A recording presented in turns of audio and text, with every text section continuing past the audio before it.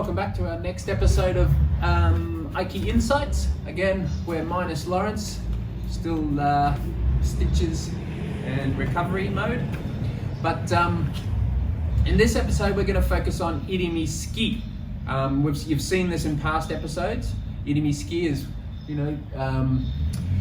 applying force to the underside of the chin to control the head, and through taking the head, you take their balance. Okay.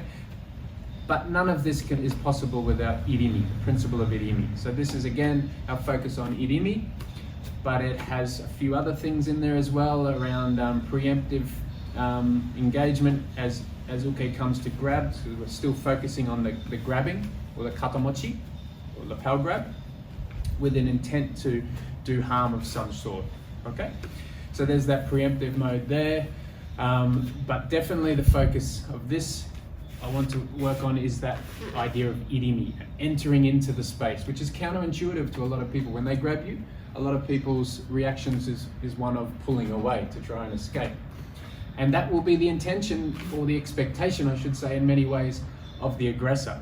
So Aikido allows us to start thinking around doing what's counterintuitive, but also what's not expected necessarily from an aggressor. Okay? When they're pulling you, they're not expecting you to come with them or to enter into that space and leave a void in their strength. So we're going to look at Irimi ski today. I hope you enjoy it.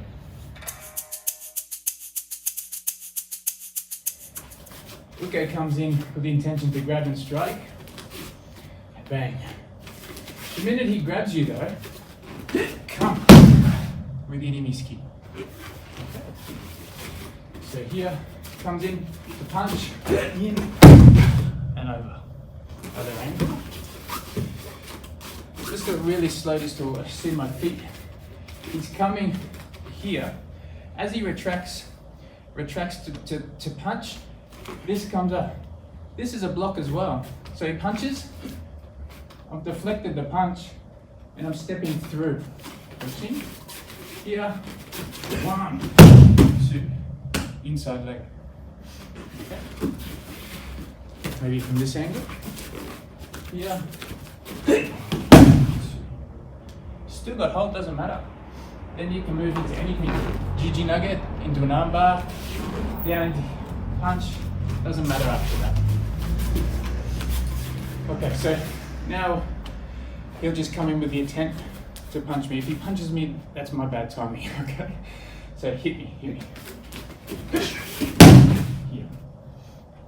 No chance. Both because my arm's coming through as a deflection, and two, because mine's more direct. He's focusing on two things, generally. So let's explore a couple of the options afterwards.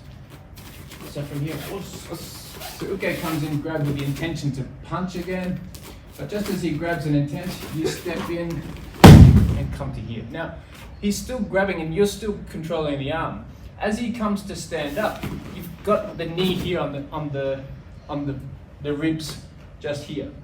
Then this knee here, break off and just come to this. You'll get a tap here. This is a very easy armbar here. As long as you've got pressure here, but just be careful with your partner because it's quite sensitive there. So you need to have control of your own body. But you need pressure here, and then you can take the pressure onto here. There's a little bit, as I apply pressure here, I'm applying pressure in the opposite direction with my leg. So I'm sort of moving the leg this way. So here like this. But I need to compensate with this leg here to get this. And even if he's trying to escape at this point, pressure here, then pressure here.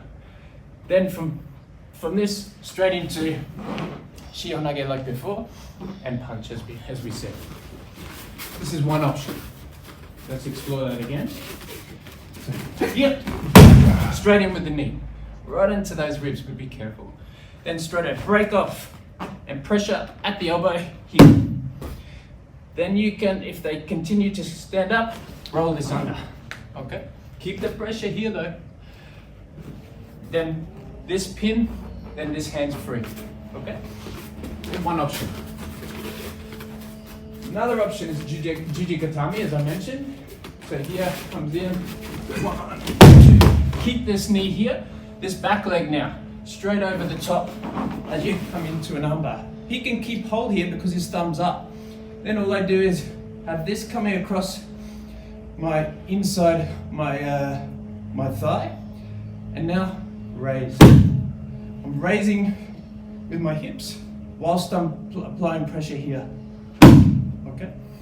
Even if he tries to escape at this point, it's very difficult because I'm squeezing down with my hamstring, bringing him in, at the same time bringing my hips up, at the same time bringing my arm down.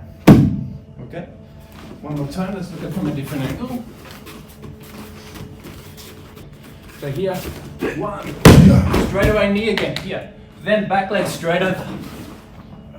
The good thing is I'm utilizing his grab here. At the same time now, keep the pressure with my shin forward, keep my hamstring here, squeezing in, and at the same time, lift my hips off the ground. I should be able to bring my hand under. At this point, now I apply pressure here, with the thumb pointing up. You can see the thumb direction, all at the same time, here, okay? Now just doing a bit more fluid here. You have to be careful not to drop into it though, or else you'll just snap their arm. Okay? So there's 2 options that can follow on from Irimi ski. Let's not also forget all the stroking options here. So it comes in 1, down. There's also this. There's also this. There's also this. There's also this. There's also this. So let's not forget how vulnerable uke is in this position. It doesn't have to be a submission. It can simply be knee down or stomp and get away. If you're in a more vulnerable, if you're a lesser trained person and you manage to still get them to this point and don't feel comfortable with anything else, break that off with two hands, stomp and run. It doesn't have to be anything complex. Okay? So there's a couple of options on how you might transition beyond the or progress beyond the Irimi ski. Okay. Thanks for watching. I hope you got something out of this episode on Irimi ski, with the principal focus on the concept of Irimi, entering. Again, like I said in past episodes, soon we'll be releasing it. Our next focus, which will be on the principle of connection. Thanks again to Stuart for stepping in as uke in Lawrence's absence. Hope to see him back on the mats very soon. But hopefully you got something out of today's episode, and you, with the intention or our intention of showing you how timing is really integral. Again, another concept or integral concept of Aikido. Working with timing, working with connection, working with Irimi or entering, and this idea, or this other concept of preemption. Okay, so none of them work, as I've said in the past episodes, none of them work in isolation. They do work together, and our intention is to always practice them together.